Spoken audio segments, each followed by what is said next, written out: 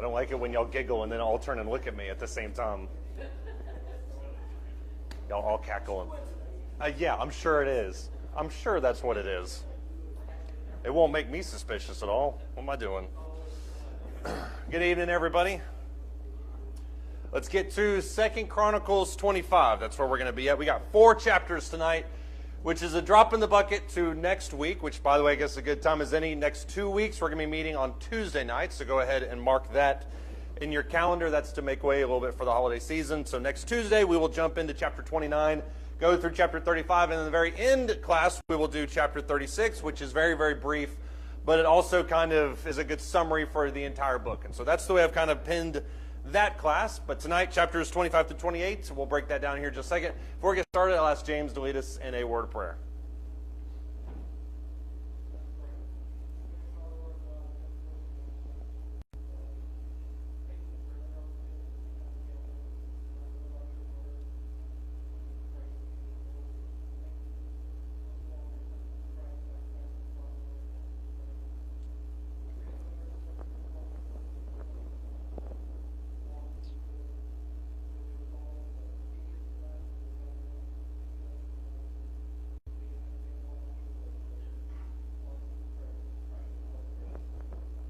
Amen. Thank you.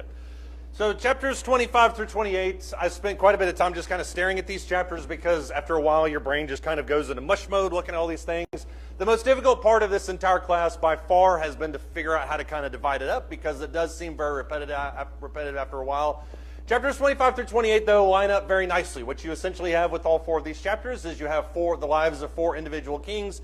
They're not all the same length. Many of them are shorter. Ahaz, I think, for instance, is much shorter. I might be missing that. Jotham is much shorter than the other ones. Jotham is also the only genuinely good king out of the entire list, and so he's kind of stands by himself in that regard. Then you have Amaziah, Uzziah, Ahaz. They're varying levels of evil. Of the 3 of those, I would argue that Uzziah is probably the more interesting. He has some notes about his life that are different than everybody else's. But by and far, you have basically the same types of notes with all these people. They have their good qualities, they have their bad qualities. Let's ask this before we go deep in the class. What is the value in a class like this, where everything's very repetitive, the kings are very repetitive? What's the value in a class like this? And this isn't me compliment seeking in case you think this is me trying to feel better about the last quarter. That's not the point. But when we study 1st and 2nd Chronicles by itself, what's the value in what would otherwise be a repetitive class? Paul, go ahead.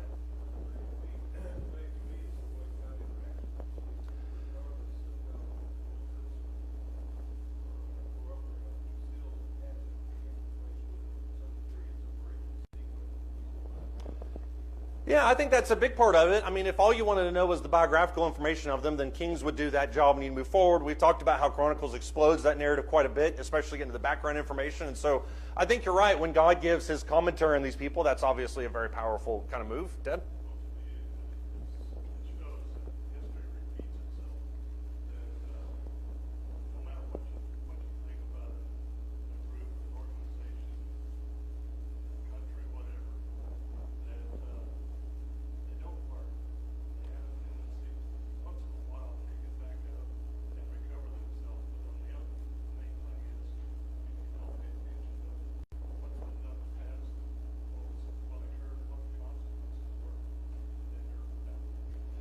Yeah, it is shocking, I think, when you look at these kings, you think, well, eventually at some point they'll learn, and then you realize, wow, nobody ever learned. And I think that's especially the value for the immediate audience within the exilic kind of context where they're looking at this and thinking, wow, they did the exact same thing. The argument then, of course, is how do you avoid the same fate? I don't know how you avoid it, except don't make the same mistakes. But you're right, it seems like it is kind of the same mistakes over and over again. Curtis?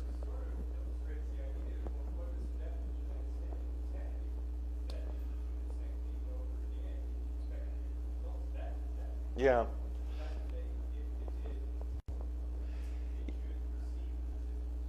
I mean, you would think at some point King number 37 would say, hey, I remember this point in my predecessor's reign, and it didn't go well for him. But nobody ever seems to really make that correlation. And I know Chronicles leaves out some of the kings. I know they're obviously not all jammed in there. But when you're talking about the major ones, obviously that's there. So why is it that they never, at any point, ever made different decisions? Go ahead, Gary.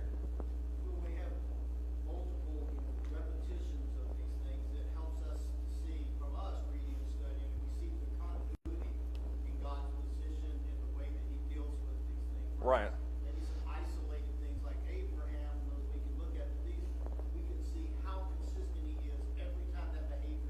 Right.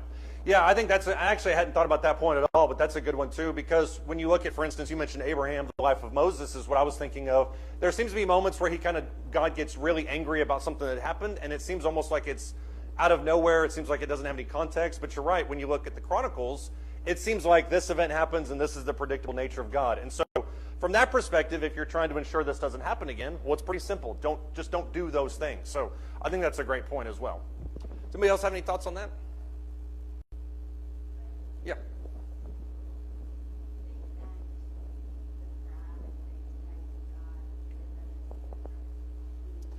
Right.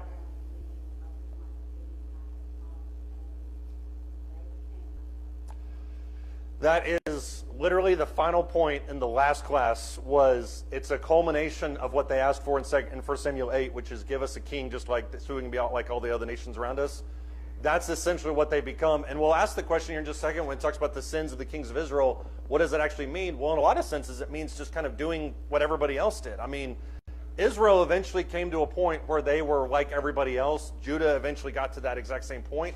And so if you want to be like everybody else, then this is what's going to happen. If you want to be different, then obviously that's where God's protection is. But yeah, I mean, I think the struggle with this section is that it's really in the minutia. And if you look at the minutia of all these different things, what you notice is that there are peaks and valleys, but it kind of goes in a descending order. It almost seems like you have this mini revolution where they get back on track with God, and then it goes downhill a little farther, up and down, but it just kind of keeps scaling downwards. And that's really the point that you're at with this section in 2 Chronicles, is you have all these kings, but they're all just kind of bright spots, and then they wither, and bright spots, and then they wither. It's just kind of these last gasps of life, if you will. When you look at the individual notations about each one of these characters, you have various things that are said about them. And all of this is predictable to a certain extent, but it is also, I think, unique to their own kind of lifestyles. Amaziah, 2 Chronicles chapter 25, verse 2, he did right, but not with a whole heart. And if you're reading that straight up, you think, well, that's not going to end well. That's what we just talked about. Obviously not. It's not going to end well with this guy. Chapter 26 and verse 5, he continued to seek God in the days of Zechariah, which when you read that in a pessimistic viewpoint, what do you think of? If he continued to seek God in the days of Zechariah, what does that mean? What happened after the days of Zechariah? Well, stay tuned to find out. That's essentially what happens in 2 Chronicles 26. Jotham, as I mentioned, he's arguably the most interesting one of all of them.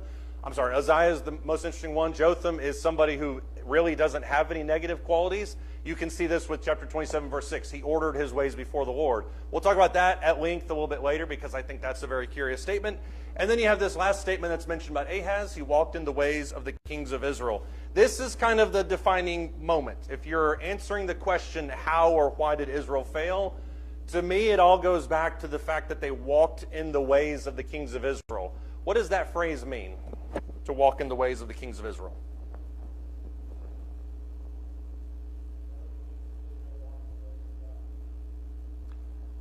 I mean, you're right. That's kind of the inverse of the question that I asked. But you're right. None of them really ever... I tend to think that there was one smiley face king, but I could be wrong. I don't know. Okay, so Nathan is saying there's no. I was trying to give them the benefit of the doubt, but you're right. There probably isn't, right?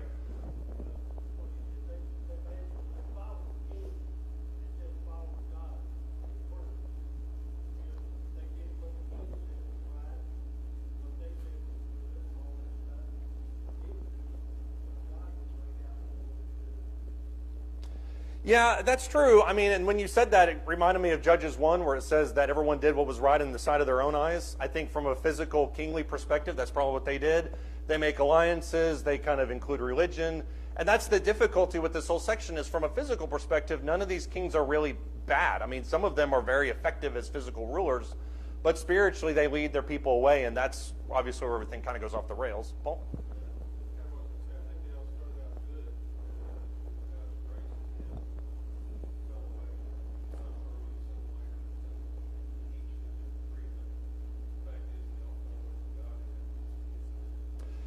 Yeah, they all fell away somehow to various degrees. And it kind of comes under the, like we talked about at the very beginning of the quarter, it kind of comes under the same idea of Saul. Why is it that Saul never ended up turning back to God where David did?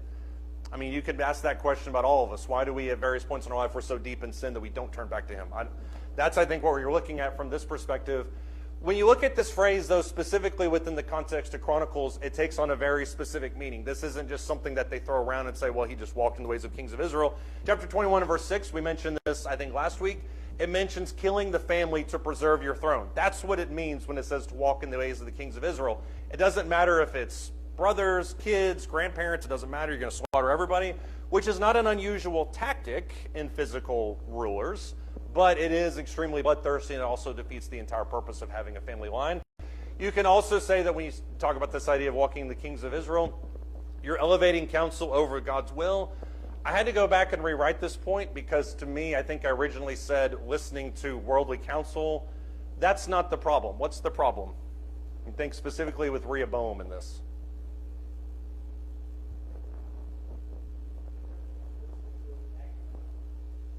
Well, that's true. I mean, there's a difference between listening to it and acting on it, for sure. Go ahead.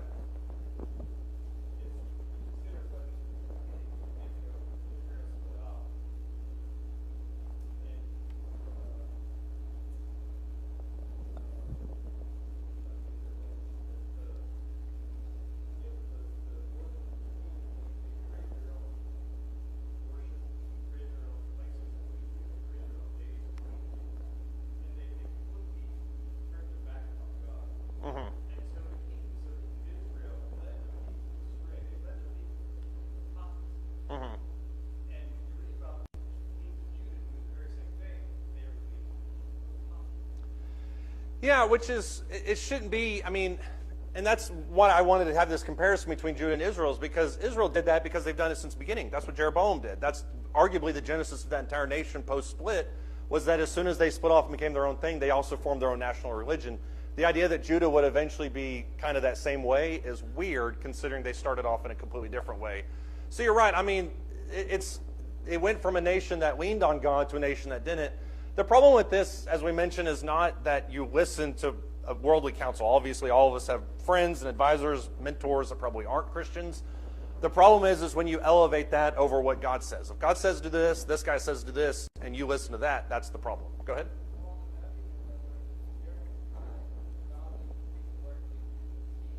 Right.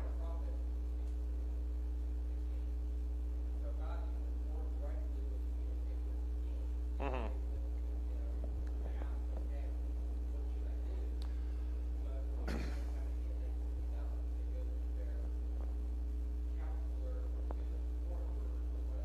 Right.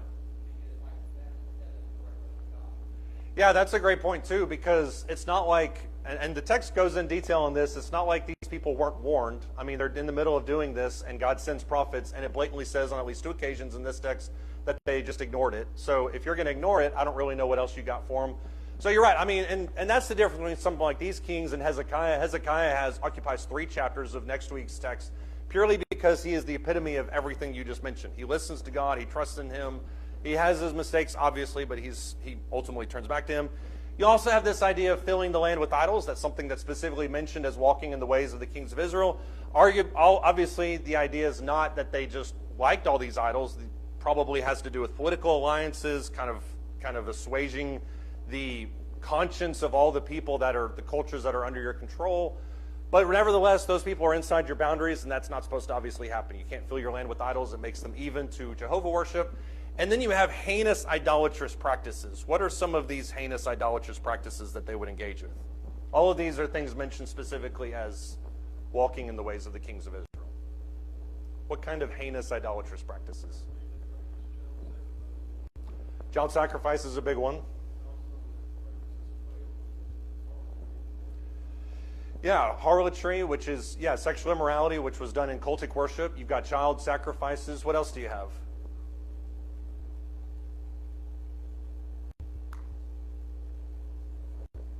I mean, that's bad enough, so I guess we could stop there.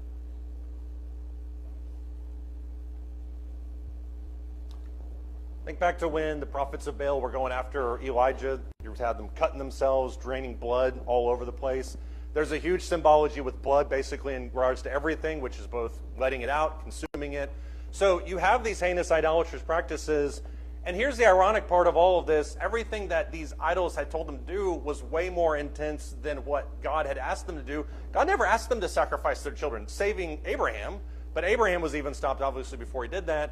So why is it that they did these types of things? Why is it that the kings chose to engage in these things when walking according to God is so much easier?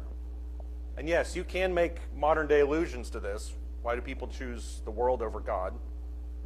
But why is it that they chose to follow these types of things which are difficult?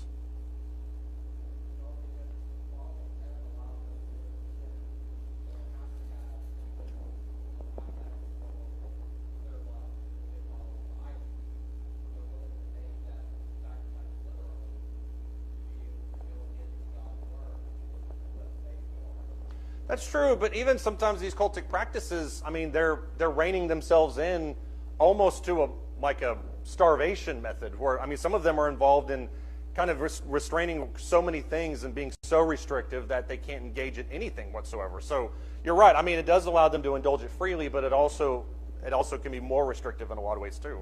Go ahead.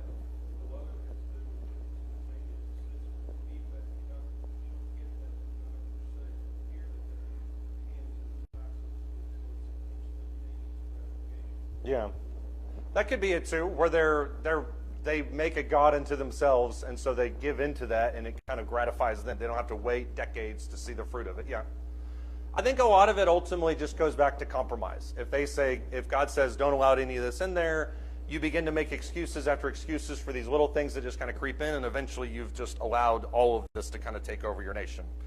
Look at 2 Chronicles 26. I've mentioned Uzziah a couple times. Uzziah is an interesting use case. You could really argue for any one of these four kings to kind of highlight various things. Uzziah, to me, is an interesting figure within this section, precisely because he had quite a bit and then lost it all. In verse 6 of of 2 Chronicles 26, it says, "Now he went out and warred against the Philistines and broke down the wall of Gath, the wall of Jabneh, the wall of Ashdod, and he built cities in the area of Ashdod and among the Philistines. God helped him against the Philistines and against the Arabians who lived in Gerbaal, and the Meunites. The Ammonites also gave tribute to Uzziah. His fame extended to the border of Egypt, for he became very strong. Moreover," verse 9, "Uzziah built towers in Jerusalem at the corner gate, at the valley gate, at the corner buttress, and fortified them. He built towers in the wilderness and hewed many cisterns, for he had much livestock, both in the lowland and in the plain. He had plowmen and vine dressers in the hill country, the fertile fields, for he loved the soil. Moreover, Uzziah had an army ready for battle, which entered combat by divisions according to the number of their muster, prepared by Jael the scribe and Messiah the official, under the direction of Hananiah, one of the king's officers. The total number of the heads of the households of valiant warriors was 2,600, and under their direction was an elite army of 307,500 who could wage war with great power to help the king against the enemy. Moreover," verse 14, "Uzziah prepared for all the army shields, spears, helmets, body armor, bows, swing stones. In Jerusalem he made engines of war invented by skillful men to be on the towers and on the corners for the purpose of shooting arrows and great stones. Hence his fame spread afar, for he was marvelously helped until he was strong." What do you find out about Uzziah in those verses? I wanted to read all of them because it feels overwhelming with all of his accomplishments. What do you learn about Uzziah in those verses? What's that? He was industrious. Yes? How so?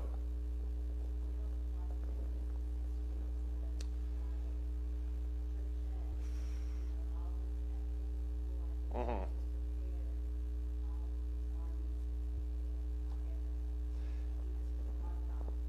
Yeah, he built a lot of things. You said cisterns and weapons of war. He also built towers and those types of fortifications, so he definitely was industrious. Like most of these things that he was building elevated him and not God. His fame, his power, all those towers really showed the king's power to other nations around him. That's true. That is a sharp detour from where I was going to go, but you're exactly right, because it does talk a lot about the things that he did and that he accomplished. At the same time, I wonder if that isn't also to give credit to what God gave him. So I think maybe that would be the side effect of that. But yeah, you're right. I mean, it does seem like it has the benefit of extending his fame for sure. Dad, go ahead.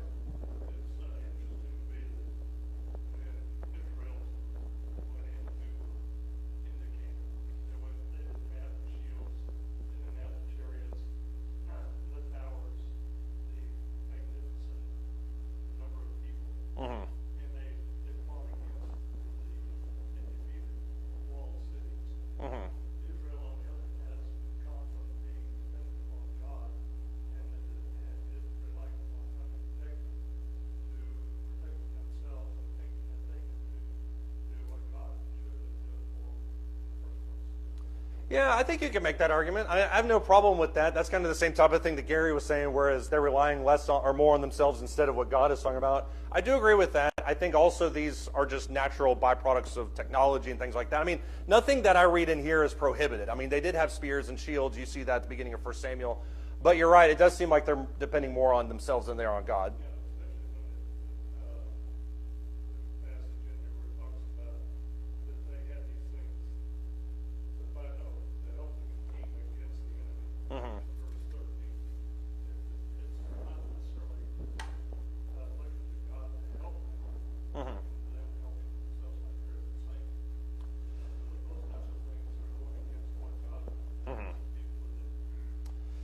Yeah, the only reason I'm kicking back is because this was supposed to be the good part of Isaiah. So you're both right. I just had a more positive spin on it. But yeah, I can see exactly what both of y'all are saying in regards to that. I think there's lots of things about Isaiah in this section that are unique to him that you don't really see with any other king. For starters, he destroyed Philistine cities. That's not necessarily unique to him as a king, but certainly during this time period. The reason that's noteworthy is because you saw a shrinking of Israel and Judah up until this point. He expands it. So the idea that he's not just conquering kind of these outside fortifications, but Gaza, Ashdod, I think that's pretty noteworthy. Then you also have the fact that it mentions that he had leisure time. This is just snuck right in there. If you read in verses 9 and 10, it says that he had all these towers and these different things. He had in verse 11, he had plowmen and vine dressers in the hill country and fertile fields because he loved the soil. In other words, he's engaged in these things not because he has to, but because he likes to. So I think the leisure time is built into that. That's not something that's usually mentioned about other kings. He has an organized standing army of over 300,000 people that are classified as elite. That is going to carry him quite a ways, obviously. And then you have what Gary mentioned there in verse 15, this fame as an inventor. He's obviously super well known, and he has all this kind of bluster about himself. But as we have mentioned, it always kind of seems like you have this little bit of a downfall. If you look in verse 16, it says, when he became strong, his heart was so proud that he acted corruptly, and he was unfaithful to the Lord his God, for he entered the temple of the Lord to burn incense on the altar of incense. What does it say happened to him?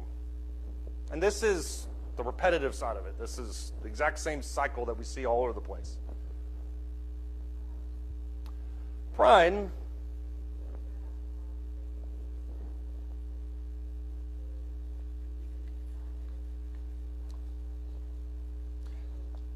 You're exactly right. I mean, it is, he obviously did think all these things were things he had done as opposed to things that God had helped him with. So I think that's fatal flaw number one.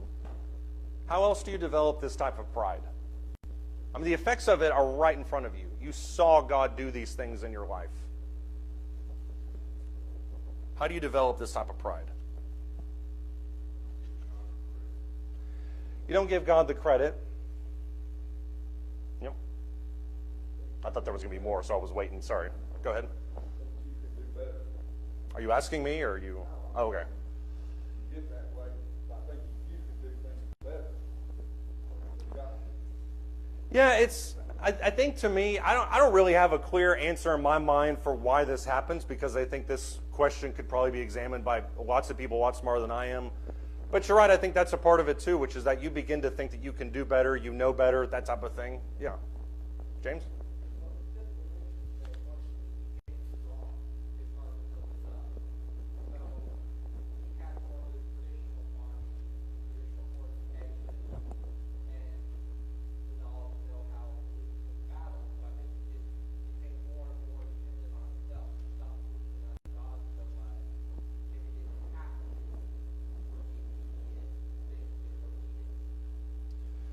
Yeah, I mean, you're right about that. He probably had so much prowess and so much stuff that he was able to accomplish the things arguably without God, which I do think that's a part of our lives too, is that we think to ourselves, well, look at all the things that I've done. Prayer can come secondary, prayer can come third, whatever. So I do think that's a part of it too. Yeah.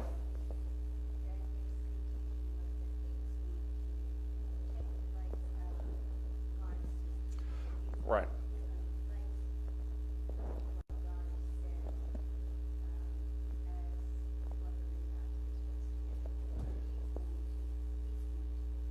Yeah, and that's to me. I mean, we stopped at the narrative, but to me, that's arguably the biggest clue in this entire thing. Look at where we stopped in verse 16. Look in verse 16, go down a couple more verses.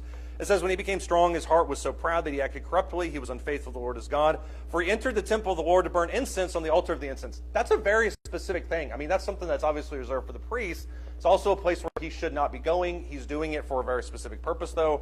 Verse 17, then Azariah the priest entered after him, and with him 80 priests of the Lord, valiant men. These were guys that could stop him, obviously. They opposed Uzziah the king and said to him, it is not for you, Uzziah, to burn incense to the Lord, but for the priests, the sons of Aaron, who are consecrated to burn incense. Get out of the sanctuary, for you have been unfaithful and have no honor from the Lord God. But Uzziah, with the censer in his hand for burning incense, was enraged. And while he was enraged with the priests, the leprosy broke out on his forehead before the priest in the house of the Lord beside the altar of the incense. So you have this, for lack of a better phrase, God complex. He thinks that he's above everything. He thinks that he can replace the priest. Why does he do this? And more importantly, or just as importantly, why does he choose the altar of incense? He could have eaten the showbread. David did that. Of course, he was starving to death. That's a different story.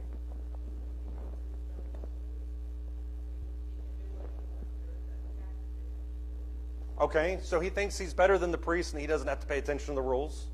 I think he thinks he has a special relationship with God. Right.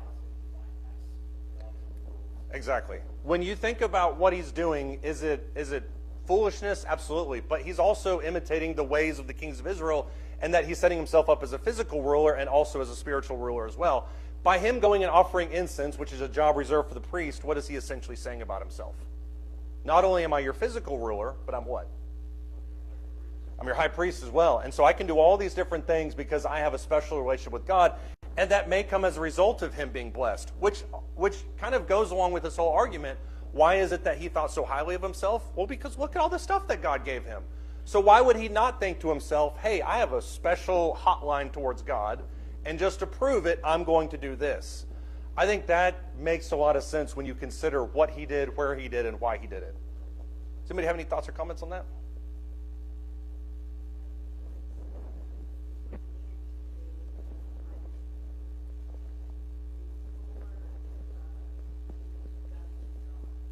Right. Right.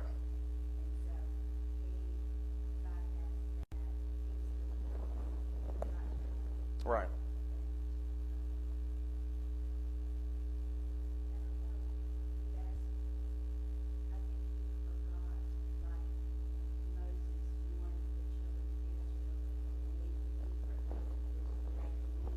Mm-hmm.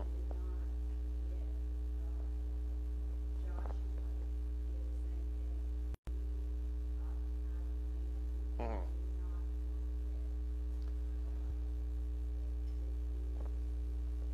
Yeah. Yeah, and they all forgot in their own ways. And maybe that's the reason for the repetitive nature of it, is no two people at any point in Chronicles, to my knowledge, ever did the exact same type of thing. There was always little variations within all of them, but it all ended up resulting in some form of pride that led them away from God. And his punishment of getting leprosy is ironic because it eventually separates him from the entire worship. The thing that he wanted to be over, now he's completely removed from it. So it's a very fitting, I think, end for somebody like him. Anybody else have any thoughts or comments on that? Yeah, Gary? We see differences in kings. Look at David, his reaction when he was confronted with this sin. Mhm. He owned that and went to God. And we see Saul, when he was confronted with his, he blamed it on somebody else. And then Yeah. he gets furious. Right. They have to end up throwing him out. Yeah. Yeah, it is interesting, and there is little moments like that, and I think we see that with one of the other guys in here. I think it's Ahaz, where he is initially going to do something, he's rebuked, he changes, but then Ahaz unfortunately goes back the other way. Hezekiah does the exact same thing. He initially welcomes the envoys from Babylon and then changes his tune, comes back, and it mentions specifically that he didn't give any glory towards God. He didn't return any favor for that blessing. So you're right. It all kind of funnels back to whether you're allowing yourself to humble yourself and acknowledge who God is or not. And that's, I mean, as boring as that sounds, that's the challenge that all of us face, I think, day in and day out. Yep.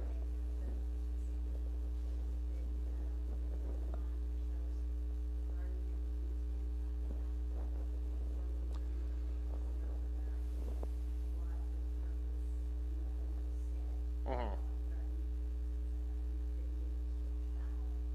Yeah, that's true.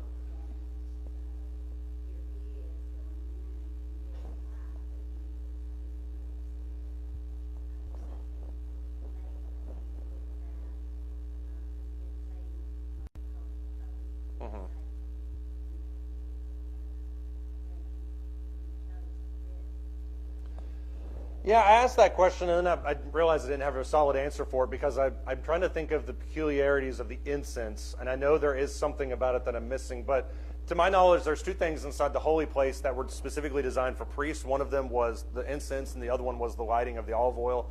I mean, there was a priest whose entire job was just to go and find olive oil for the lights.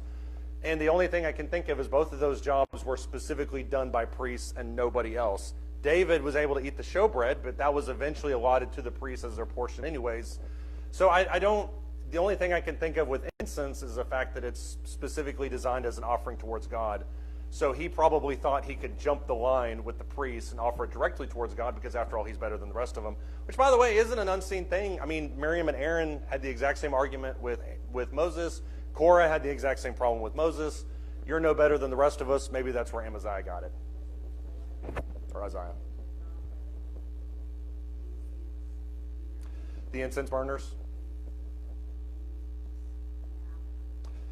Well, I think when Korah died, they all had their incense burners, and then when they all died, the incense burners were then used as a covering for the bronze altar. So that evidence is right there of who's in charge and who's not in charge. Yeah.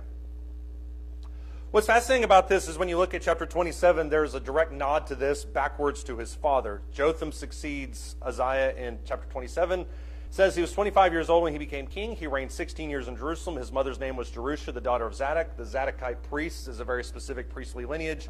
He did right in the sight of the Lord according to all his father Uzziah had done. However, he did not enter the temple of the Lord, but the people continued acting corruptly. Why is there that little difference there? He did everything he was supposed to do, and he also, by the way, did this. What does that tell you about him?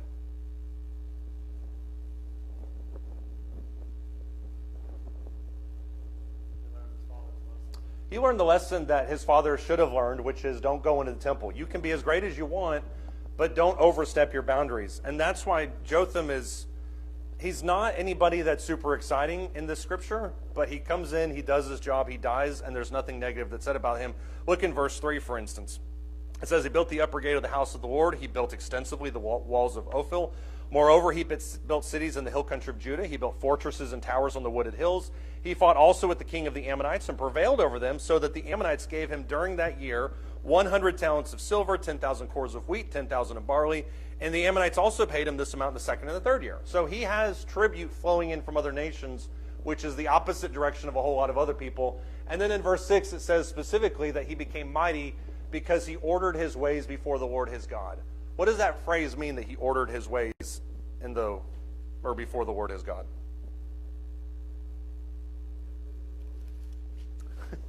He got a lot of order over here. Yes, he got things in order. He did them orderly. John?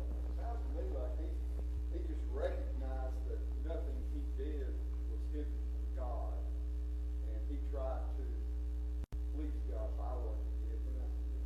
When Clement says there, order his way before the Lord his God. Right. So therefore, I mean that tells you he wasn't going after any idols or anything. He was looking to God. Yeah. Whatever order he had, as you mentioned, whatever order he had came within the confines of God's laws and God's rules. So I do think that's a big part of it. Gary? King James uses the word prepare his way before. So it gives that idea of being purposeful about it. Mm-hmm. He planned it, ordered it, thought about it, and planned things according to God. Right. So first of all, we don't allow New King James here. So if you could replace it. But no, you're right. I mean, everything he said, that phrasing is actually really good because he prepared his ways according to it, which is almost exactly the way that David building the temple is described. If you remember in 1 Chronicles, the end of it, he talks about how everything he did was essentially according to what God had planned for him to do. If you take that same metaphor and apply it here, now he's ordering his life through that, which I think is a very noteworthy type of statement. This may be splitting hairs, and I don't know if this is even remotely accurate, even as it comes to this one. But I think the difference can be seen in these two phrases, the idea of living by faith or living in faith. Maybe I'm splitting hairs, but what does it mean to live by faith versus living in faith? Or maybe there is no difference, and I'll just click to the next slide, and there's nothing wrong with that. What's the difference between those two? So I think when we say he prepared his ways according to the word of God, there's something very specific about that.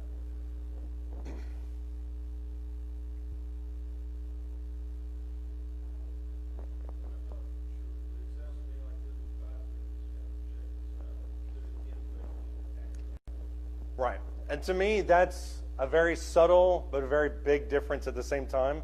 If you're living by faith, it means that you're doing everything that God wants you to do. And obviously, if you're doing one, you should absolutely do the other. I think if you're living in faith, you're living by faith. But if you're living by faith, it's kind of, I'm doing this, I'm doing this, I'm doing this, and those are the things that I'm doing.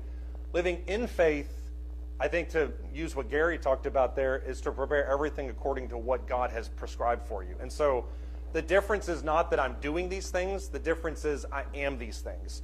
And that's the difference. If you jump back to chapter 25, that's what Amaziah never did. We mentioned this at the very beginning about that little nugget about Amaziah's life. But in chapter 25 and verse 2, there's a very haunting message that's said about him. It mentions that he did right in the sight of the Lord, and yet he didn't do so with the whole heart. What does that mean? He did right in the sight of the Lord, and yet not with the whole heart. That's the difference between living by faith and living in faith, I would argue. Shows he was living by faith because why?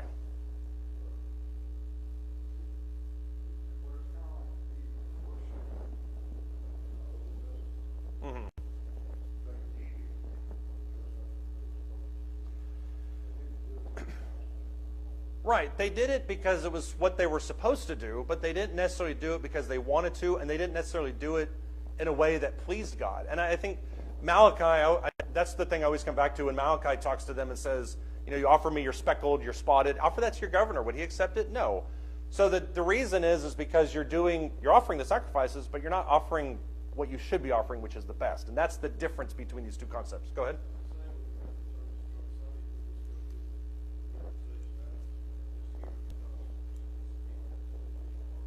Right.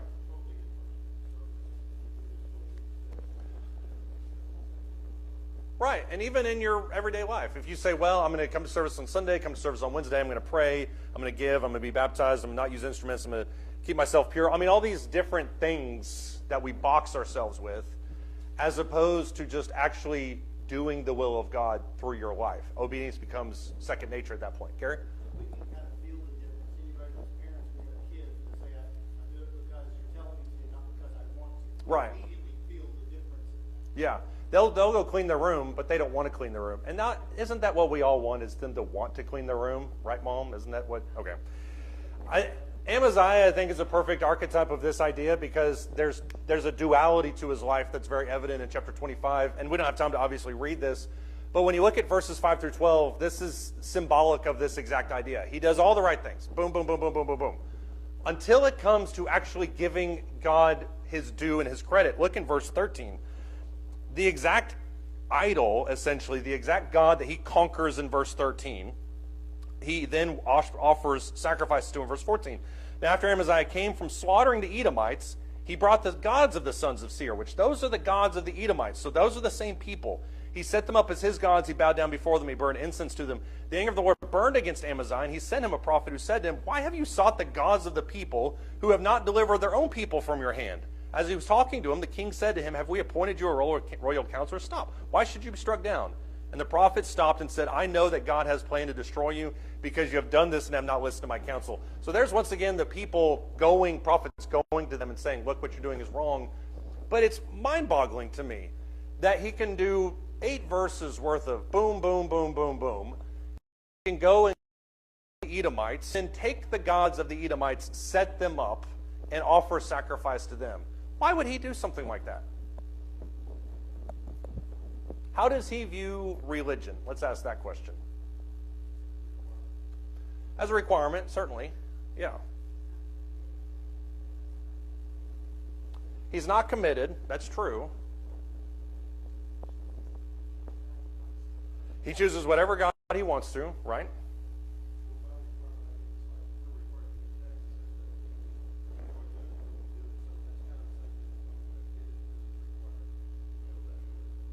That's true. I hesitate to equate worship with paying taxes, but I get your point that you're making there. But you're exactly right. He does it because he has to, as opposed to wanting to do it.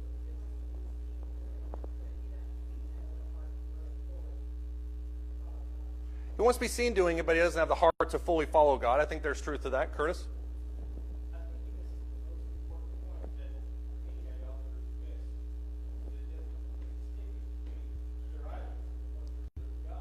Mm-hmm.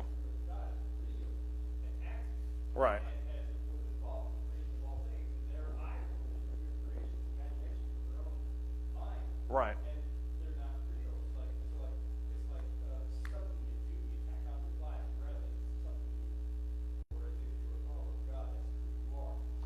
Yeah, it's just something he did because it was expected of him.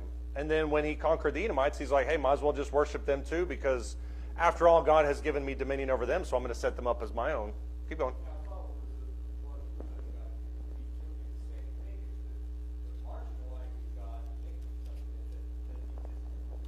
Right. Yeah, God is something I worship, but he's not something I adore. It's not something that I care about. It's not anything more than accessory to my life. Go ahead, Scott. Oh, did you have your hand? Go ahead.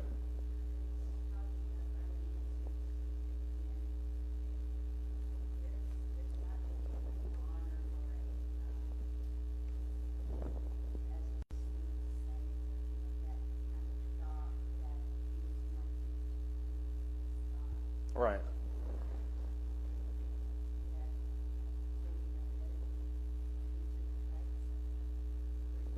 Mm-hmm.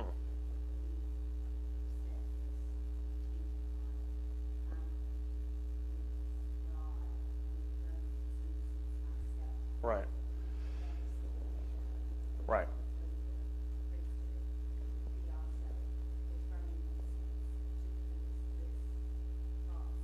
Right.